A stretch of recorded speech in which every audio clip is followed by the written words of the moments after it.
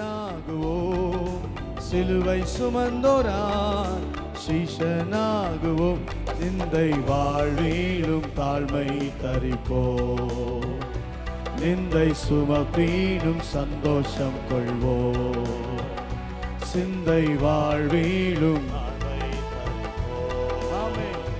நிந்தை சுமப்பீனும் சந்தோஷம் கொள்வோம். சிலுவை சுமந்தோராய் சிலுவை சுமந்தோராய் சீஷனாகுவோம், சிலுவை சுமந்தோராய் சீஷனாகுவோம், நிந்தை வாழ்விலும் தாழ்மை தரிப்போம், நிந்தை சுமப்பீனும் சந்தோஷம் கொள்வோம், சிந்தை வாழ்விலும் வாழ்விலும் தாழ்மை தரிப்போம், நிந்தை சுமப்பீனும் சந்தோஷம் கொள்வோம். இயேசு தாங்குவார், இயேசு தாங்குவார், அவரே சுமப்பார், ஒரு போதும் கைவிடவே மாட்டார். இயேசு தாங்குவார், அவரே சுமப்பார், ஒரு போதும் கைவிடவே மாட்டார். அல்லேலூயா அல்லேலூயா அல்லேலூயா அல்லேலூயா அல்லேலூயா அல்லேலூயா. சொந்தம் பந்தங்கள் சொல்லால் கொள்ளலாம், சொந்தம் பந்தங்கள் சொல்லால் கொள்ளலாம், மாற்றோர் சதி செய்து மதிப்பை கெடுக்கலாம், மாற்றோர் சதி செய்து மதிப்பை கெடுக்கலாம். அவருக்காகவே அவருக்காகவே அனைத்தும் இழந்தாலும் அதை மகிமை என்றெண்ணிடுவே. அவருக்காக அவருக்காகவே அனைத்தும் இழந்தாலும் அதை மகிமை என்றெண்ணிடுவே. அல்லேலூயா அல்லேலூயா அல்லேலூயா அல்லேலூயா அல்லேலூயா அல்லேலூயா அல்லேலூயா. வாழ்வும் இயேசுவே, சாவும் லாபமே, வாழ்வும் இயேசுவே, சாவும் லாபமே, அவர் பெருகவும் நான் சிறுகவும் வேண்டுமே. சொல்லலாமா? அவர் பெருகவும் நான் சிறுகவும் வேண்டுமே. கிருபை தருகிறார், விருதாவாகிறேன், அதை நித்தமும் காத்துக் கொள்வேன். கிருபை தருகிறார், விருதாவாகிறேன், அதை நித்தமும் காத்துக் கொள்வேன்.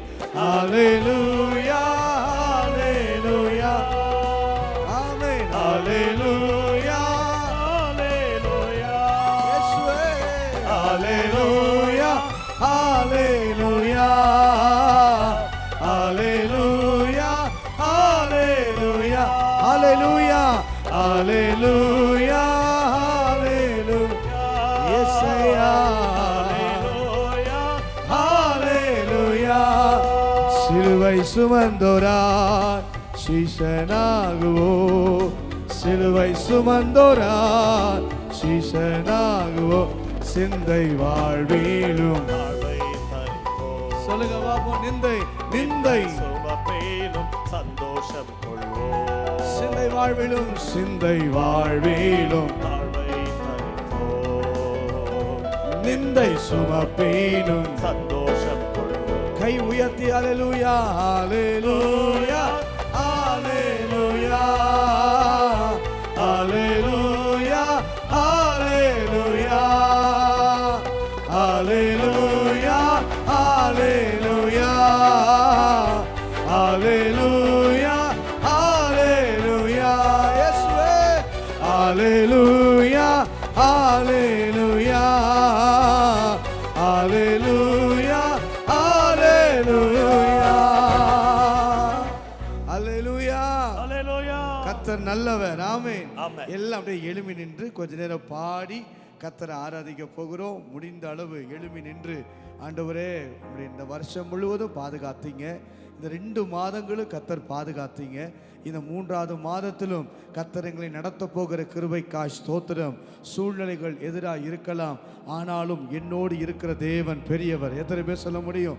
எனக்குள்ள இருக்கிற தேவன் பெரியவர், எனக்குள்ள இருக்கிற ஆண்டவர் சிறந்தவர்.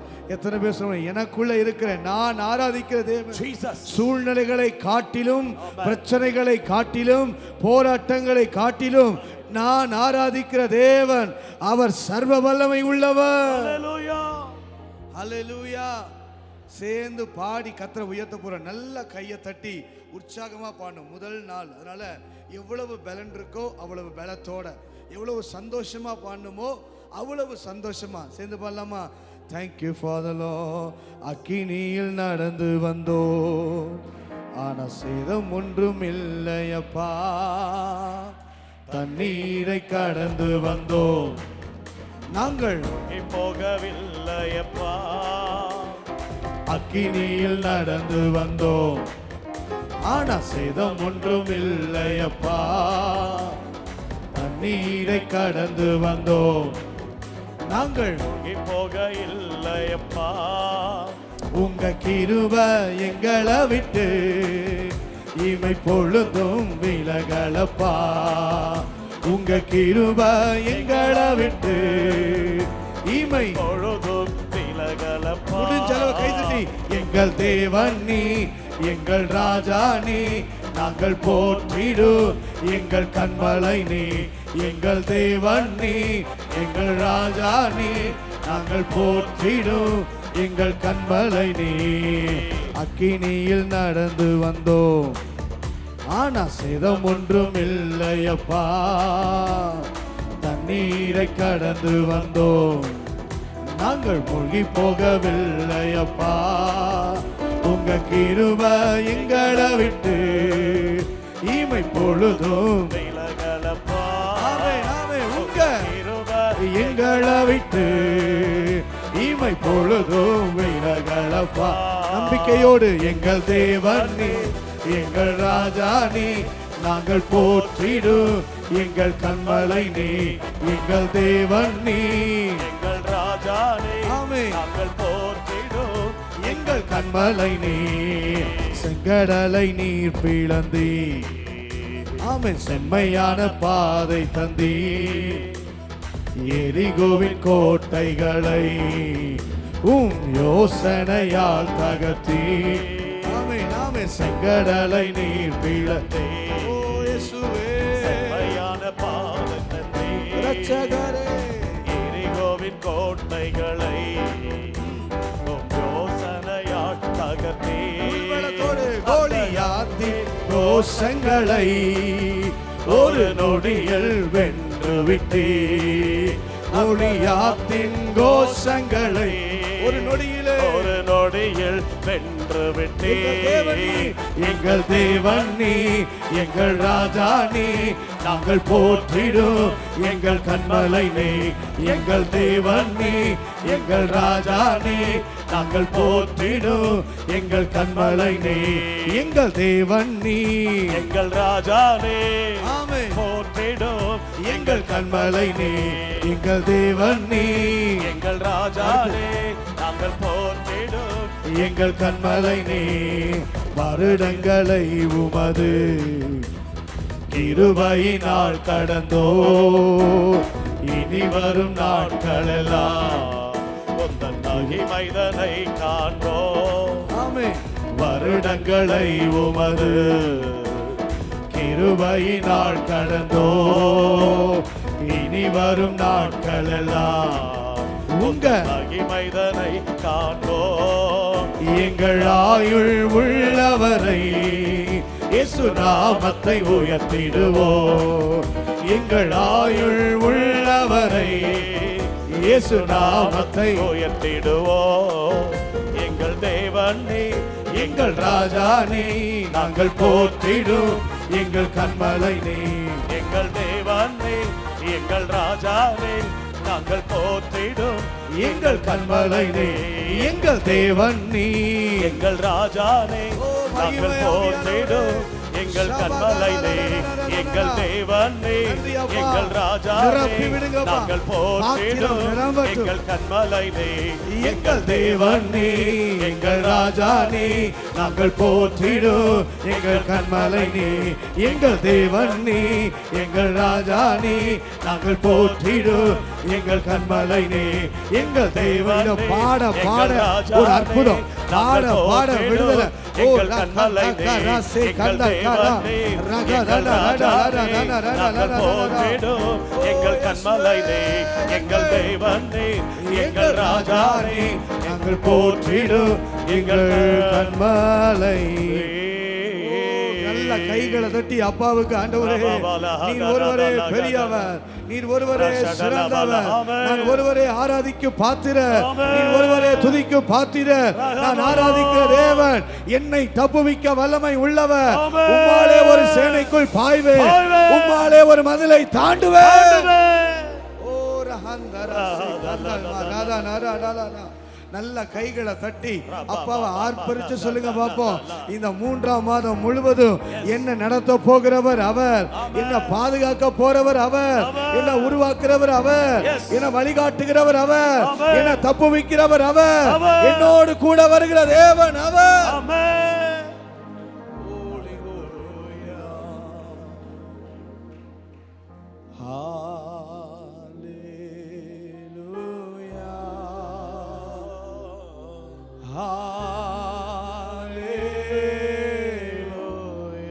முழுபலத்தோடு இயேசுவே,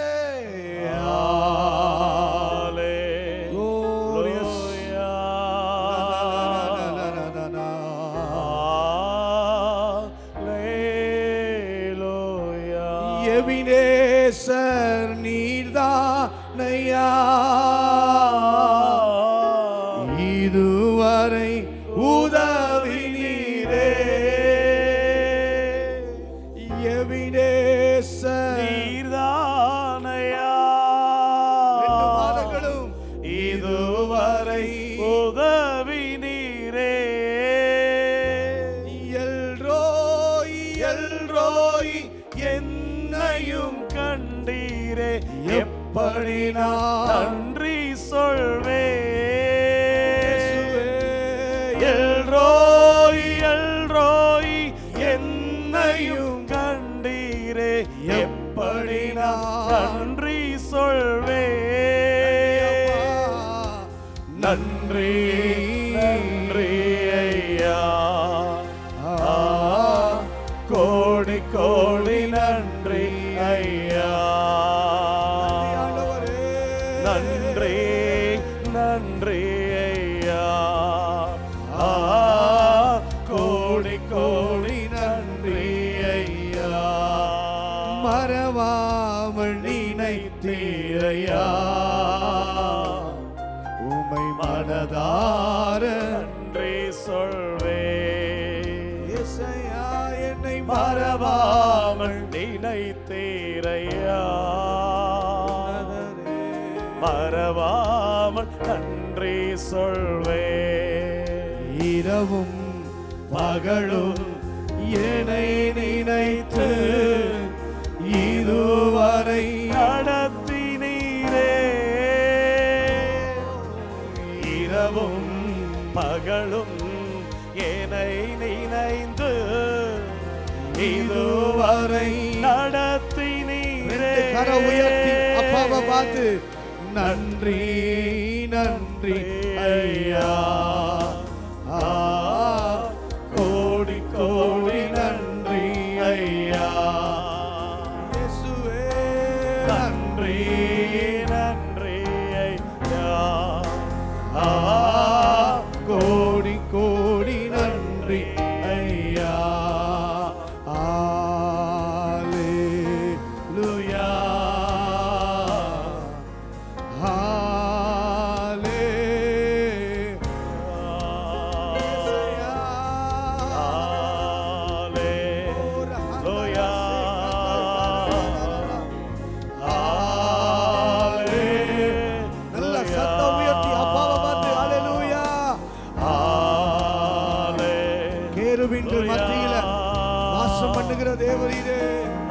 நீ பரிசுத்தர். ஆராதிக்கிற தேவன் பரிசுத்தர்.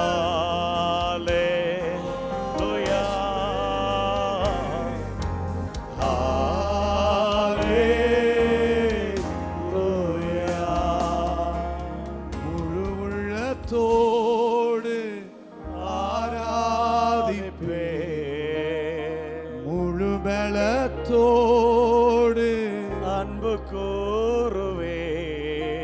ஓ ஆராதனை ஆராதனை ஆராதனை ஆராதனை உமக்கு ஆராதனை ஆராதனை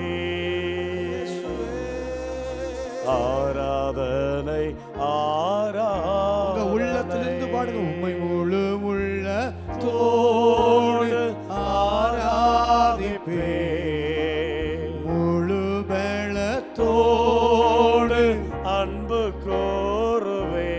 உமக்கு ஆராதனை ஆராதனை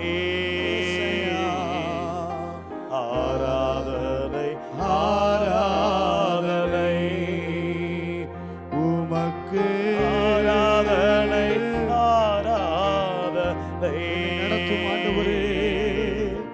ஆராதனை ஆராதனை. ஓ உம்முடைய கிருபைக்காய் ஸ்தோத்திரம். நீர் ஒருவரே துதிக்கு பாத்திரர், நீர் ஒருவரே மகிமைக்கும் பாத்திரர். ஆமென். எல்லா துதியையும் எல்லா மகிமையும் எல்லா கனத்தையும் உம்முடைய ஒருவருக்கே நாங்கள் செலுத்துகிறோம். எங்களை ஆசிர்வதியும், எங்களை பலப்படுத்தும். இயேசுவின் நாமத்தில் பிதாவே, ஆமென். பொதுவாக முடிவு என்பது எல்லாருடைய வாழ்க்கையிலும் ரொம்ப முக்கியப்படுத்தப்பட வேண்டிய ஒன்று. ஆரம்பம் எப்படி இருந்தாலும் பரவாயில்ல. சிலருக்கு ஆரம்பங்கள் ரொம்ப பிரம்மாண்டமாக இருக்கும். இன்னைக்கு மனுஷனுடைய எண்ணங்கள் என்ன அப்படின்னா, ஆரம்பம் ரொம்ப பிரம்மாண்டமாக இருக்கணும்.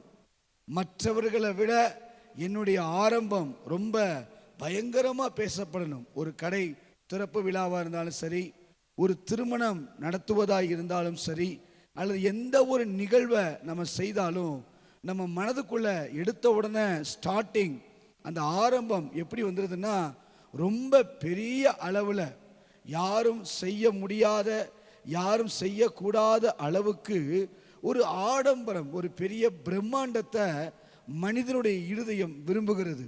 ஆனால் வேதம் நமக்கு என்ன சொல்லுது அப்படின்னு சொல்லி நீங்கள் பார்த்தீங்கன்னா, ஆரம்பம் அல்ல, முடிவு தான் ஒரு மனுஷனுக்கு ரொம்ப முக்கியம். அல்லையா சொல்லுங்க பார்ப்போம். வேதம் முடிவை தான் கணக்கு பண்ணும். நீங்கள் வாசிங்க பிரசங்கி 7வது அதிகாரம் 8வது வசனத்தை வாசிக்கலாம். பிரசங்கி 7வது அதிகாரம் 8வது வசனம். ஒரு காரியத்தின் துவக்கத்தை பார்க்கிலும் அதன் முடிவு நல்லது. அப்ப வேதம் எவ்வளவு அழகா சொல்லுது பாருங்க. ஒரு காரியத்தின் துவக்கத்தை பார்க்கிலும் அப்படின்னு என்ன அர்த்தம்? எந்த ஒரு காரியமா இருந்தாலும் சரி, துவங்குவது ரொம்ப எளிது. துவங்குவது ஒரு பெரிய விஷயமே இல்லை. இன்னைக்கு உலகத்துல நிறைய பேர் துவங்குகிறாங்க. துவக்கம் ஒரு பெரிய அளவில் பேசப்படுவது அல்ல. வேதம் ஒரு நாளும் துவக்கத்தை ரொம்ப பெருசா பேசாது. ஆனா வேதம் எதை பேசுதுன்னா, முடிவு நல்லது. ஒரு மனிதனுடைய முடிவு அங்க என்ன சொல்லப்படும்? விருந்து வீட்டுக்கு போவதை பார்க்கலும் துக்க வீட்டுக்கு போவது நல்லது. ஏன் அப்படின்னா, அங்கதான் ஒரு மனுஷனுடைய முடிவு அறிவிக்கப்படும். அங்கதான் ஒரு மனுஷனை குறித்து அறிந்து கொள்ள முடியும். நம்ம ஓட்டம் முடிவுல தான் நம்ம யார் என்பதை விளங்க பண்ணும். முடிவு தான் ஒரு மனுஷன் வாழ்க்கையில எப்படி விளப்படுத்தும். ஆண்டவர் இயேசு தம்முடைய வாழ்க்கையில அங்க சொல்றார், சிலுவையில எல்லாம் முடிந்தது. அல்லேலூயா சொல்லுங்க பார்ப்போம். வேதத்துல சில முடிந்தது என்று நீங்க வாசிக்கலாம். வாசிங்களேன். ஏசாயா 40ஆம் அதிகாரம் 2ஆம் வசனத்தை வாசிங்க. ஏசாயா 40வது அதிகாரம் 2வது வசனத்தை வாசிங்க. எருசலேமுடன் பட்சமாய் பேசி அதன் போர் முடிந்தது என்று பாருங்க. என்ன சொல்லப்படுது? போர் முடிந்தது. போர் முடிந்தது. இன்னைக்கு தேசத்தின் நிலைமை உங்களுக்கு தெரியும்.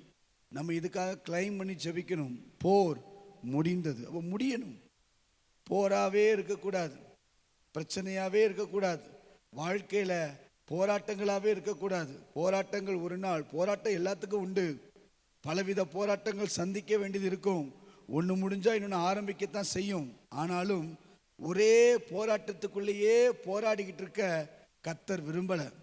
அந்த போராட்டத்தில் ஜெயம், அந்த போராட்டத்தில் வெற்றி, அந்த போராட்டத்தில் ஒரு பெரிய ஆசீர்வாதத்தை பெற கர்த்தர் விரும்புகிறார். போராட்டத்திலேயே இருக்க தேவன் விரும்பலை. அதனால தான் வசனம் சொல்லுது, அதின் போர் முடிந்தது. அப்படின்னா போர் முடியணும், போர் தொடரக்கூடாது. போருக்கு ஒரு முடிவு உண்டு, பிரச்சனைக்கு ஒரு முடிவு உண்டு, போராட்டங்களுக்கு ஒரு முடிவு உண்டு, கண்ணீருக்கு ஒரு முடிவு உண்டு, எல்லாத்துக்கும் ஒரு முடிவு இருக்கு. ஆனால் நம்ம லைஃபுக்குள்ள தொடருது. இயேசுவே சொல்றாரு, எல்லாம் முடிந்தது, எவ்ரிதிங் ஃபினிஷ்ட். எல்லாம் முடிச்சிட்டேன், எல்லாத்தையும் முடிச்சிட்டேன். ஆனால் நம்ம வாழ்க்கையில் இன்னும் ஒரு முடிவு வர மாட்டேனுது. ஆனால் வேதம் சொல்றது போர் முடிந்தது. இன்னொரு வசனம் வாசிங்க, சங்கீதம் 72 20வது வசனத்தை வாசிங்க. சங்கீதங்கள்ல 72வது சங்கீதம் 20வது வசனத்தை வாசித்து பாருங்க. ஈசாயின் புத்திரனாகிய தாவீதின் விண்ணப்பங்கள் முடிந்தது. பாருங்க, தாவீதின் விண்ணப்பங்கள் முடிந்தது. அப்படின்னா போதும். எவ்வளவு நாள் தான் ஒரே காரியத்துக்கு ஜெபிச்சுக்கிட்டே இருக்கிறது? அந்த ஜெபம் கேட்கப்பட்டுருச்சு, அந்த விண்ணப்பங்களுக்கு பதில் வந்தது, அந்த விண்ணப்பங்களுக்கு ஆசீர்வாதம் பெற்றுக்கொண்டேன். ஆனால் ஜெபித்த ஜெபத்துக்கு கர்த்தர் ஜெபத்தை கேட்டாரு, பதில் தந்தாரு. இனி அடுத்த ஜெபம். ஆனால் இன்னைக்கு நம்ம லைஃபுக்குள்ள தொடர்ந்து ஒரே ஜெபம் போயிட்டே இருக்குது. ஆனால் வேதம் சொல்லுது பாருங்க, தாவீதின் விண்ணப்பங்கள் முடிந்தது. ஏன் முடிந்தது? இயேசு சிலுவையிலே முடித்தார். அப்ப தாவீதின் விண்ணப்பங்கள் முடிந்தது. முடியுது பாருங்க விண்ணப்பம். போர், போராட்டம், பிரச்சனை, பாடுகள் முடிந்தது. தாவீதின் விண்ணப்பம் முடிந்தது. இன்னொரு வசனம் கூட வாசிங்க, யோபு 31ஆம் அதிகாரம் 40வது வசனத்தை வாசிச்சு பாருங்க. யோபு 31ஆம் அதிகாரம் 40வது வசனத்தை வாசிச்சு பாருங்க. அங்க சொல்லப்படுகிறது, வாசிக்கலாம். லாஸ்டா யோபின் வார்த்தைகள் முடிந்தது. முடிச்சாரு பாருங்க வார்த்தையை. தொடர்ந்து புலம்பல் இல்லை, தொடர்ந்து குறைய பேசல, தொடர்ந்து இழப்பை பத்தி பேசல, தொடர்ந்து ஐயோ அது போச்சு இது போச்சுன்னு சொல்லல. யோபின் வார்த்தைகள் முடிந்தது. இன்னைக்கு நம்ம லைஃப்ல புலம்பல் முடிந்ததா? ஆண்டவர்கிட்ட குறை சொல்லி பேசிட்டு இருக்கிறது முடிந்ததா? கேள்விகள் முடிந்ததா? எதிர்பார்ப்புகள் முடிந்ததா? இல்ல, தொடருது. நன்மை தொடர்ந்தா பரவாயில்ல, பாவம்ல தொடருது. நன்மை தொடர்ந்தா பரவாயில்ல, அக்கிரமம் இல்ல தொடருது. நன்மை தொடர்ந்தா பரவாயில்ல, எதிரிகள் அளவா தொடர்கிறார்கள். நன்மை தொடர்ந்தா பரவாயில்ல, மற்றதான தொடருது. இன்னைக்கு ஆண்டவர் சொல்றாரு, சிலுவையில இயேசு எல்லாவற்றையும் முடித்தார். அல்லேலூயா சொல்லுங்க பாப்போம். என் வாழ்க்கையில சில விஷயங்களை கர்த்தர் முடிக்க விரும்புறாரு. அதை நான் தொடரப்போவது இல்லை. போதும் போதும், எத்தனை நாள் தான் தொடர்ந்து ஓடுறது? என் வாழ்க்கையில முடிக்கிறார். அவர் முடிந்ததுன்னு சொன்னாரு. ஆனா என் வாழ்க்கையில ஒரு விடிவை கர்த்தர் தந்தார். அங்க முடிந்தது, ஆனா என் வாழ்க்கையில விடிந்தது.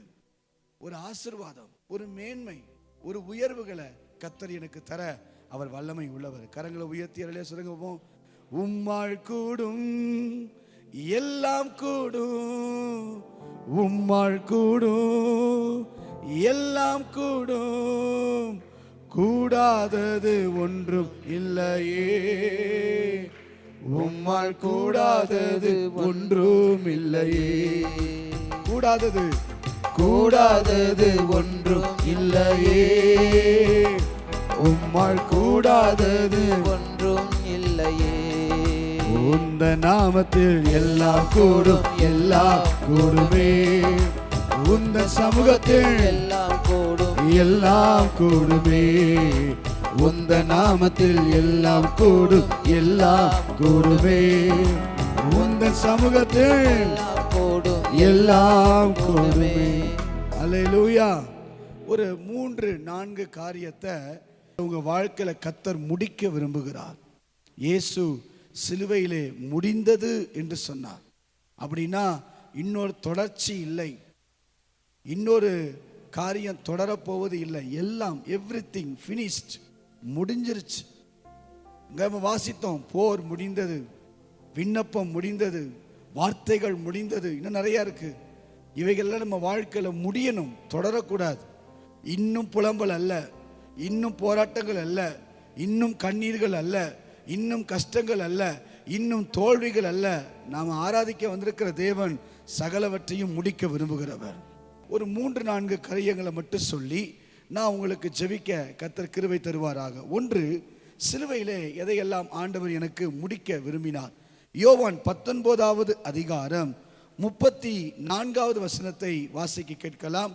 யோவான் 19வது அதிகாரம் 34வது வசனம். ஆகிலும் போர் சேவகரில் ஒருவன் ஈட்டியினாலே அவருடைய விலாவில் குத்தினான். உடனே ரத்தமும் தண்ணீரும் புறப்பட்டது. அல்லேலூயா சொல்லுங்க பாப்போம். முதல்ல ஒரு மனுஷனுடைய வாழ்க்கையில வியாதியை கர்த்தர் முடிக்க விரும்புகிறார். கர்த்தர் எதை முடிக்க விரும்புகிறார்னா வியாதியை. சரித்திர ஆசிரியர்கள் சொல்லுகிறாங்க, என்ன சொல்றாங்கன்னா, இந்த போர் சேவகரில் ஒருவன் ஈட்டியினால அவரை குத்துனான்ல, அவனுக்கு ஒரு யாரும் நீங்க முடியாத அளவுக்கு ஒரு பெரிய வியாதி இருந்ததாக சொல்லுகிறார்கள். வியாதி இருந்ததாக, யாராலையும் சுகப்படுத்த முடியாத ஒரு தோல் வியாதிய அவன் வாழ்க்கையில் இருந்ததாகவும், அந்த ஈட்டியை எடுத்து இயேசுவினுடைய விழாவில் தீர்க்கதரிசன வார்த்தைகள் நிறைவேறும்படி அதை குத்தின உடனேயே அங்கே வாசிக்கிறோம், இரத்தமும் தண்ணீரும் புறப்பட்டது. அது அவன் மேலே பட்டவுடன் சரித்திர ஆசிரியர்கள் சொல்லுகிறாங்க, ஒரு பெரிய சுகம், அந்த வியாதிக்கு ஒரு முடிவை என் இயேசு தந்தாராம். சரித்திர ஆசிரியர் சொல்றாங்க, நல்ல கவனிங்களே, இங்க இருக்கிற நம்முடைய வியாதிகளை சிலுவையில் இயேசு முடித்தார். தெரியுமா உங்களுக்கு? வியாதி இல்லை, பலவீனங்கள் இல்லை. என்றைக்கு ஒரு மனிதன் இயேசுவை தன் வாழ்க்கையில ஏற்றுக்கொள்ளுகிறாரோ, அந்த சிலுவையை நோக்கி ஒரு மனிதன் பார்க்க துவங்குறானோ, அந்த மனுஷனுடைய வாழ்க்கையில வியாதிகள் இருக்க போவது இல்லை. டாக்டர் சொல்லியிருந்தாலும், யாரு சொல்லியிருந்தாலும், நீங்க சொல்லுங்க, எனக்கு இனி வியாதி இல்லை, என் வியாதியை இயேசு சிலுவையிலே முடித்தார். அல்லேலூயா சொல்லுங்க பாப்போம். வாசிங்க ஏசாயா 53ஆம் அதிகாரம் 4வது வசனத்தை வாசிங்க. ஏசாயா 53ஆம் அதிகாரம் 4வது வசனத்தை வாசிக்க கேட்கலாம். மெய்யாகவே அவர் நம்முடைய பாடுகளை ஏற்றுக்கொண்டு நம்முடைய துக்கங்களை சுமந்தார். நாமோ அவர் தேவனால் அடிபட்டு வாதிக்கப்பட்டு சிறுமைப்பட்டவர் என்று எண்ணினோம். நாம அப்படிதான் நினைச்சோம், அவர் வாதிக்கப்பட்டாரு, அடிக்கப்பட்டாருன்னு. ஆனா அவர் அடிக்கப்பட்டதும், வாதிக்கப்பட்டதும், வேதனைப்பட்டதும், காயப்பட்டதும் எதுக்காக தெரியுமா? நம்முடைய வாழ்க்கையில் இருக்கிற வியாதிகளை விளக்குவதற்காகவே கர்த்தர் மரித்தார். அல்லேலூயா சொல்லுங்க பாப்போம். தைரியமா சொல்லுங்க, என் ஆண்டவர் எனக்காய் ஒரு சுகத்தை தந்திருக்கிறார். சிலுவையை நோக்கி பார்த்தால் சுகம் உண்டு. எப்படிப்பட்ட வியாதியோடு வந்திருந்தாலும், எப்படிப்பட்ட பலவீனத்தோடு வந்திருந்தாலும், எப்படிப்பட்ட கஷ்டத்தோடு வந்திருந்தாலும், அவர்கள் அவரை நோக்கி பார்த்தபோது அவர்கள் முகங்கள் பிரகாசம் அடைந்தன. கர்த்தருடைய சிலுவையை நோக்கி நீங்க பார்த்தா நிச்சயமாய் அற்புதம் நடக்கும், நிச்சயமாய் ஒரு பெரிய விடுதலை உண்டாகும். கலாத்தியர் 3ஆம் அதிகாரம் 3வது வசனத்தை நீங்கள் வாசியுங்கள். கலாத்தியர் 3வது அதிகாரம் 3வது வசனத்தை நீங்கள் வாசிப்பீர்களே ஆனால், ஆகையினாலே ஆரம்பம் பண்ணின நீங்கள் இப்பொழுது மாம்சத்தினாலே, அந்த வசனத்தை நீங்க வாசிச்சு பார்த்தீங்கன்னா, ஒரு வியாதிக்கு ஒரு முடிவை அங்க கொண்டு வருவார். வியாதிக்கு ஒரு முடிவு. அப்ப வேதம் சொல்லுது, வியாதி முடிந்தது. அல்லேலூயா சொல்லுங்க பாப்போம். வியாதி முடிந்தது. சிலுவையை நோக்கி பாருங்க, அந்த சிலுவையில எல்லாமே இருக்கு. ஆசீர்வாதம் இருக்கு, மேன்மை இருக்கு, சந்தோஷம் இருக்குது, மீட்பு இருக்கு, ரட்சிப்பு இருக்கு, விடுதலை இருக்கு, சுகம் இருக்கு. இன்னைக்கு மாலையில வந்திருக்க உங்க வாழ்க்கையில கர்த்தர் சொல்றாரு, நம்முடைய வியாதிகளை கர்த்தர் சிலுவையிலே முடிக்கிறார். ரெண்டாவது ஆசிக்கிறார். ரெண்டாவது எதை ஆண்டவர் முடிக்கிறார் அப்படின்னா, யோவான் 16ஆம் அதிகாரம் 20வது வசனத்தை வாசியுங்கள். யோவான் 16வது அதிகாரம் 20வது வசனம். மெய்யாகவே நான் உங்களுக்கு சொல்லுகிறேன், நீங்கள் அழுது புலம்புவீர்கள், உலகமோ சந்தோஷப்படும், நீங்கள் துக்கப்படுவீர்கள், ஆனாலும் உங்கள் துக்கம் சந்தோஷமாய் மாறும். கரங்களை உயர்த்தி அல்லேலூயா சொல்லுங்க பாப்போம். ரெண்டாவது, கர்த்தர் எதை சிலுவையில முடிக்கிறார் அப்படின்னா, நம்முடைய துக்கங்களை கர்த்தர் முடிக்கிறார். நம்முடைய துக்கங்கள், நம்முடைய வாழ்க்கையில் இருக்கிற சில துக்கமான சம்பவங்கள், ஆண்டவரே இதுக்கு நான் போராடிட்டு இருக்கிறேன், இந்த துக்கம் என்னை விட்டு நீங்கணும், இந்த கஷ்டம் என்னை விட்டு நீங்கணும், இந்த போராட்டம் என்னை விட்டு நீங்கணும். நீங்க நெடுநாட்களாக ஜெபித்து கொண்டிருக்கிற அந்த ஜெபத்துக்கு கர்த்தர் இன்றைக்கு இந்த சிலுவை நாட்களில் ஒரு அற்புதத்தை கர்த்தர் செய்கிறார். அல்லேலூயா சொல்லுங்க பாப்போம். மத்தேயு 27ஆம் அதிகாரம் 46வது வசனத்தை வாசிங்க. மத்தேயு 27ஆம் அதிகாரம் 46வது வசனம். 9ஆம் மணி நேரத்தில் இயேசு ஏலி ஏலி அப்படின்னா என்ன அர்த்தம்? அவர் கூப்பிடுறாரு. ஏன் கூப்பிடுறாரு அப்படின்னா, அவர் அங்க துக்கமா இருக்கிறார். பயங்கரமான வேதனை, பயங்கரமான கஷ்டம். ஏன் தேவனை கைவிட்டீங்க? அந்த துக்கத்துக்கு காரணம் என்ன அப்படின்னா, நம்ம துக்கமா இருக்கக்கூடாதுன்னு சொல்லிதான். ஒவ்வொன்றுக்கும் ஒரு அடையாளம். அவர் முள் சுமந்தார்னா அதுக்கு ஒரு அடையாளம், அவர் கையில் ஆணி வாங்கினார்னா அதுக்கு ஒரு அடையாளம், அவர் கால்கள் ஆணி ஏந்தினார்னா அதுக்கு ஒரு அடையாளம், அவர் வாரினால் அடிக்கப்பட்டார்னா அதுக்கு ஒரு அடையாளம். ஒவ்வொன்றுக்கும் நம்ம வாழ்க்கையில் இருக்கிற அடையாளம். நம்ம துக்கத்தை மாற்றுவதற்கு இயேசு சிலுவையிலே முடித்தார். அல்லேலூயா சொல்லுங்க பாப்போம்.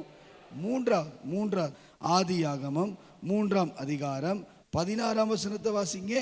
ஆதியாகமம் 3ஆம் அதிகாரம் 16வது வசனம்.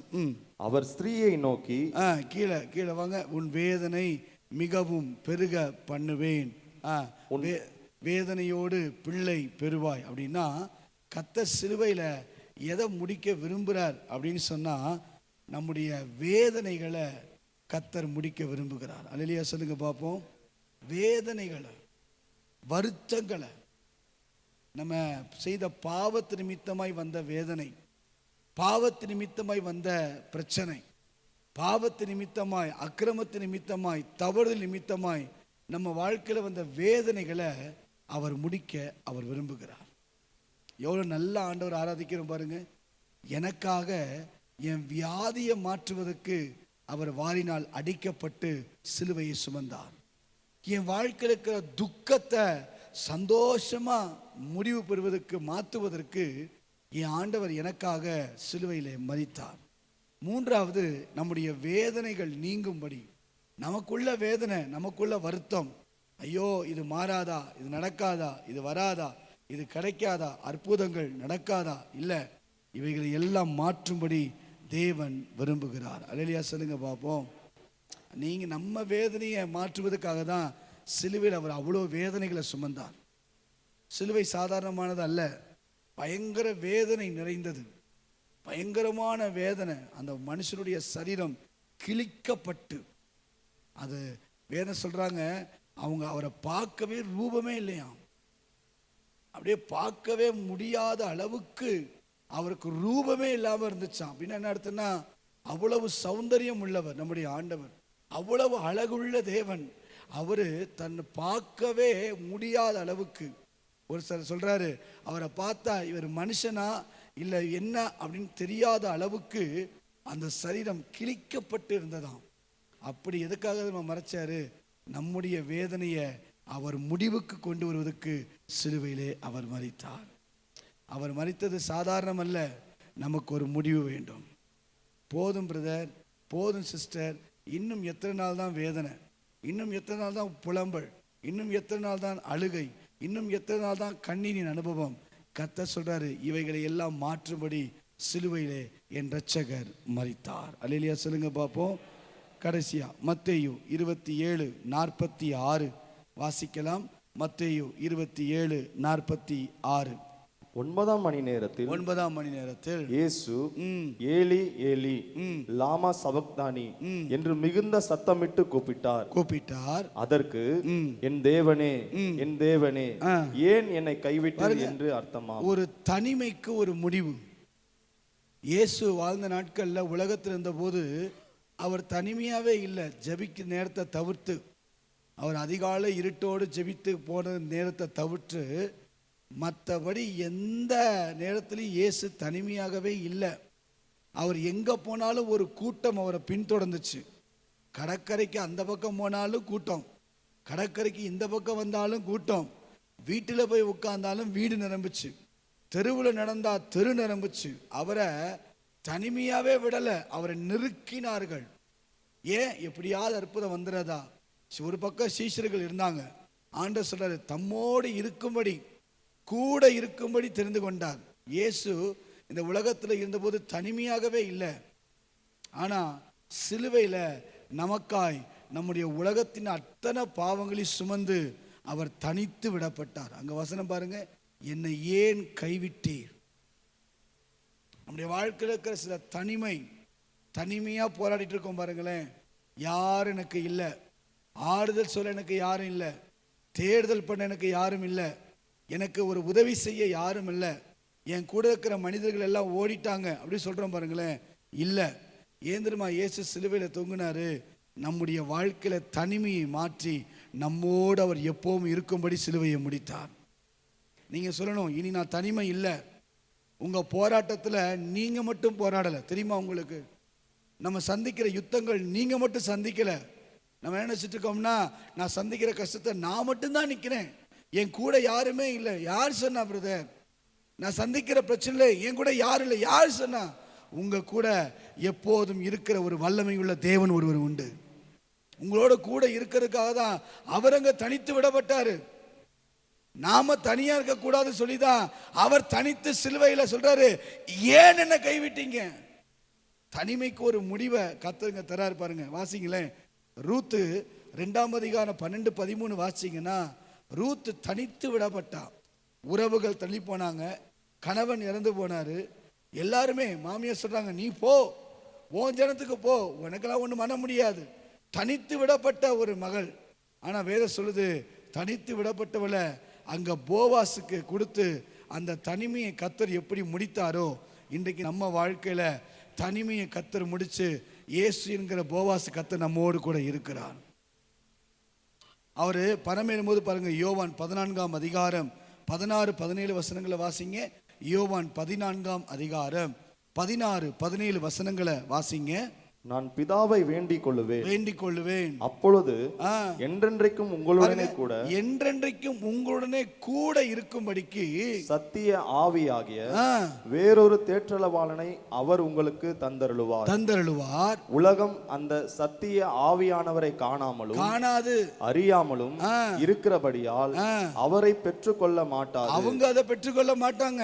அவர் உங்களுடனே வாசம் பண்ணி உங்களுக்குள்ளே இருப்பதால். நல்லா கவனிங்களேன், ஏசப்பா போகும்போது நம்மள தனிமையா இல்லை, நமக்கு ஒரு துணையாளரை, நமக்கு ஒரு ஆவியானவரை நம்ம விட்டுட்டு போயிருக்கிறார்.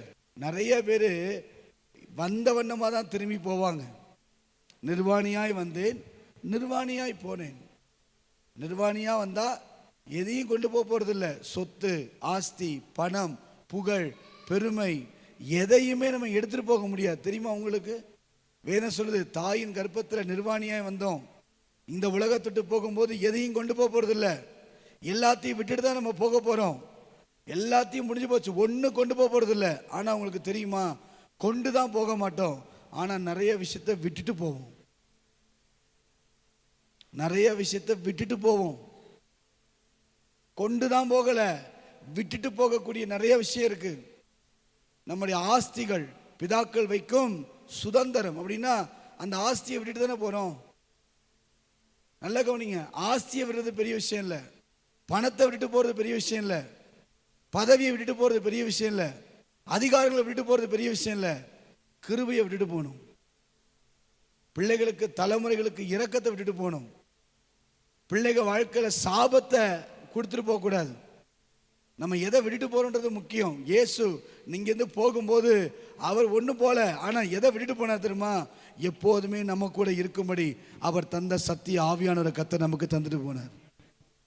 அவர் நம்ம கூட இருக்கிறதுனால தான் பாவத்தில் விழாம நீதியை காத்துக்கொள்ள கர்த்தர் கிருபை தந்திருக்கிறார். ஆவியான மட்டும் நமக்குள்ள இல்லைன்னா என்னைக்கோ நம்ம எப்படியோ போயிருப்போம். ஆனா என்றைக்கும் நம்மோடு இருக்கும்படி அவர் தனித்து விடப்பட்டாரே. இன்னைக்கு நீங்க சொல்லுங்க, நான் தனிமையானவன் அல்ல, என்னோடு கூட என் தேவன் இருக்கிறார். அங்க பெரிய யுத்தம் வருது. இங்க ஒரு தேவ மனுஷன் நிக்கிறாரு. கூட இருக்கிற வேலைக்காரன் சொல்றான், போச்சு, எல்லாம் முடிஞ்சிச்சு, படைகள் எல்லாம் வந்துருச்சு, நான் என்ன செய்ய போறோம், நம்ம எப்படி தப்பிக்க போறோம்? அங்க ஜெபிக்கிறாரு தேவ மனுஷன். இவன் கண்களை திறந்தரலும், திறந்து பார்த்தோன்னு சொல்றாரு, அவர்களோடு இருக்கிறவர்களை பார்க்கலும் நம்மோடு இருக்கிறவர்கள் அதிகம். உங்களுக்கு தெரியுமா, நம்முடைய கண்களுக்கு தெரியாமையே கர்த்தர் நமக்கென்ன பல தூதர்களை கர்த்தர் வைத்திருக்கிறார். நீங்க தைரியமா சொல்லுங்க, நான் தனிமையானவன் அல்ல, என் தனிமைக்கு ஒரு முடிவு வந்துருச்சு. என் கூட கர்த்தர் இருக்கிறார், என் கூட என் ஆண்டவர் இருக்கிறார், என் கூட என் ஆவியானவர் இருக்கிறார், என் கூட அவர் வல்லமை இருக்குது, அவர் தந்த பிரசன்னம் இருக்குது. அதனால சகலத்தையும் மேற்கொள்ள கிருபைகளை கர்த்தர் தருவார். அல்லேலூயா சொல்லுங்க பார்ப்போம். அடுத்து 5வது, அடிமைத்தனத்துக்கு முடிவு. ரோமர் 6ஆம் அதிகாரம் 6ஆம் வசனத்தை வாசிங்க. ரோமர் 6வது அதிகாரம் 6வது வசனத்தை வாசிங்க. நாம் இனி பாவத்துக்கு ஊழியம் செய்யாதபடிக்கு பாவ சரீரம் ஒளிந்து போகும் பொருட்டாக நம்முடைய பழைய மனுஷன் அவரோடு கூட சிலுவையில் அறையப்பட்டதென்று அறிந்திருக்கிறோம். நல்லா கவனிங்க. அப்பனா இனி நான் அடிமை இல்லை, பாவத்துக்கு அடிமை இல்லை, நான் அடிமையானவன் அல்ல. எப்ப நான் சிலுவையில நான் அவரை நோக்கி நான் பார்க்கிறேனோ, இனி என் வாழ்க்கையில பாவம் என்னை அடிமைப்படுத்த முடியாது. அடிமைத்தனத்துக்கு முடிவு, கடன் முடிவு, வியாதிக்கு முடிவு, பிரச்சனைகளுக்கு முடிவு, போராட்டங்களுக்கு முடிவை இந்த ஆண்டு கர்த்தர் நமக்கு தரப்போகிறார். அல்லேலூயா. இயேசு எல்லாம் முடிந்தது என்று சிலுவையிலே தன் ஆவியை விட்டு கொடுத்தார். ஏன் அவர் இவ்வளோ கஷ்டப்படணும், ஏன் சிலுவையில் இவ்வளோ வேதனைப்படணும்? நம்முடைய வாழ்க்கையில் சில விடிவுகளை தருவதற்கு. போதும், என் பிள்ளை எத்தனை நாள் தான் போராடிக்கிட்டே இருப்பான், போதும் என் மகள் எத்தனை நாள் தான் கஷ்டப்பட்டுக்கிட்டே இருப்பா, கண்ணீரோடே இருப்பா, அதுக்கு ஒரு முடிவு வேணும் என்பதற்காக கர்த்தர் எல்லாவற்றையும் முடித்தார். அல்லேலூயா சொல்லுங்க. 5 காரியங்கள் சொன்னேன். 1, நம்முடைய வாழ்க்கையில் வியாதிக்கு ஒரு முடிவை தந்திருக்கிறார். 2வது, துக்கத்திற்கு ஒரு முடிவை தந்திருக்கிறார். 3வது, வேதனைக்கு ஒரு முடிவை தந்திருக்கிறார். 4வது, நம்முடைய வாழ்க்கையில தனிமைக்கு ஒரு முடிவை தந்திருக்கிறார். 5வது, அடிமைத்தனத்துக்கு ஒரு முடிவை தந்திருக்கிறார். கரங்களை உயர்த்தி அல்லேலூயா சொல்லுங்க பாப்போம். Thank you Father Lord. ஹல்லேலூயா. உள்ளத்தின் ஆழத்திலிருந்து நன்றி ஆண்டவரே. சிலுவையின் முன்னால் உலகமின் பின்னால், சிலுவையின் முன்னால் உலகமின் பின்னால், இயேசு சிந்திய இரத்தத்தினாலே என்றும் விடுதலையே, இயேசு சிந்திய இரத்தத்தினாலே என்றும் விடுதலையே. இயேசுவின் பின்னால், இயேசுவின் பின்னால் நான் செல்வேன், திரும்பி பார்க்க மாட்டேன். ஆமென். திரும்பி பார்க்க மாட்டேன். உள்ளத்திலிருந்து இயேசுவின் பின்னால் செல்வேன், திரும்பி பார்க்க மாட்டேன். இயேசுவே, திரும்பி பார்க்க மாட்டேன். சிலுவையை முன்னா எல்லா உலகமும், ஆமென், இயேசு சிந்திய இரத்தத்தினாலே என்றும் விடுதலையே. இயேசுவே, இயேசு சிந்திய இரத்தத்தினாலே என்றும் விடுதலை, இயேசு சிந்திய இரத்தத்தினாலே என்றும் விடுதலையே. நம்பிக்கையோடு இயேசு சிந்திய இரத்தத்தினாலே என்றும் விடுதலையே. எங்கள் இயேசு சிந்திய இரத்தத்தினாலே என்றும் விடுதலையே. சத்தம் உயர்த்தி சிலுவையின் முன்னால் ஓ உலகமே இரட்சகரே, சிலுவையின் முன்னால் சத்தம் உயர்த்தி பாடுங்க. உலகம் என் பின்னால், ஆமென். இயேசு சிந்திய இரத்தத்தினாலே என்றும் விடுதலையே. ஆமென், ஆமென். இயேசு சிந்திய இரத்தத்தினாலே என்றும் விடுதலையே. உலகத்தின் பெருமை செல்வத்தின் பற்று எல்லாம் உதறிவிட்டே, உலகத்தின் பெருமை செல்வத்தின் பின்பற்று ஆமென். எல்லாம் உதறிவிட்டேன். உடல் பொருள் ஆவி உடைமைகள் யாவும் ஒப்பு கொடுத்து விட்டேன். உடல் பொருள் ஆவி உடைமைகள் யாவும் ஒப்பு கொடுத்து நல்லா கை தட்டி சொல்லுங்க. நானவர் ஆலயம், ஓ எனக்குள்ளே இயேசு. நானவர் ஆலயம், எனக்குள்ளே இன்று இயேசு சிந்திய இரத்தத்தினாலே என்றும் விடுதலையே.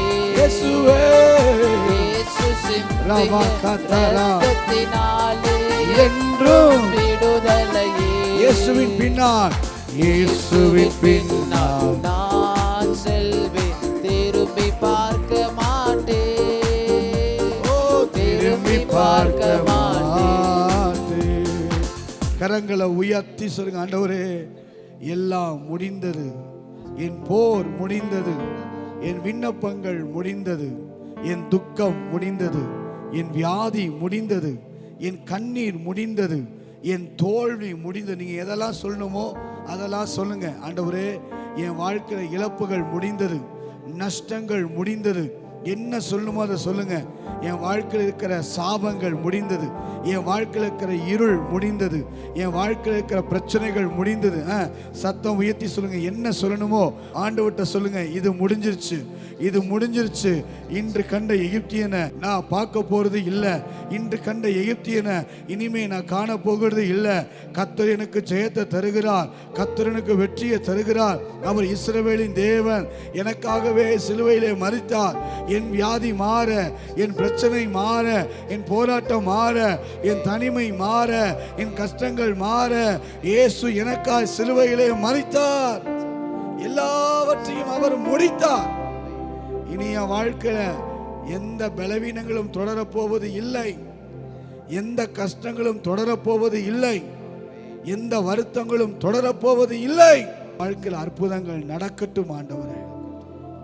யாரெல்லாம் அர்ப்பணிக்கிறாங்களோ, ஜெபித்து கொண்டிருக்கிறாங்களோ, அவங்க வாழ்க்கையில இருக்கிற எல்லா புயல்கள், வீசிக்கொண்டிருக்கிற எல்லா காற்றுகள், வீசிக்கொண்டிருக்கிற எல்லா பெருவெள்ளத்தின் இரைச்சல்கள், இவைகள் எல்லாம் முடியட்டும். இறையாதே அமைதலாய் என்று சொன்ன தேவன் ஒரு பெரிய தாக்கத்தை ஏற்படுத்தி தரும்படி நாங்கள் ஜெபிக்கிறோம். தொடர்ந்து கர்த்தர் மகிமைப்படும். இயேசுவின் நாமத்தில் பிதாவே, ஆமென். சேர்ந்து சொல்லுவோம். என் ஆத்துமாவே கர்த்தரை ஸ்தோத்திரி, என் முழுவதுமே பரிசுத்த நாமத்தை ஸ்தோத்திரி. என் ஆத்துமாவே கர்த்தர் செய்த சகல உபகாரங்கள்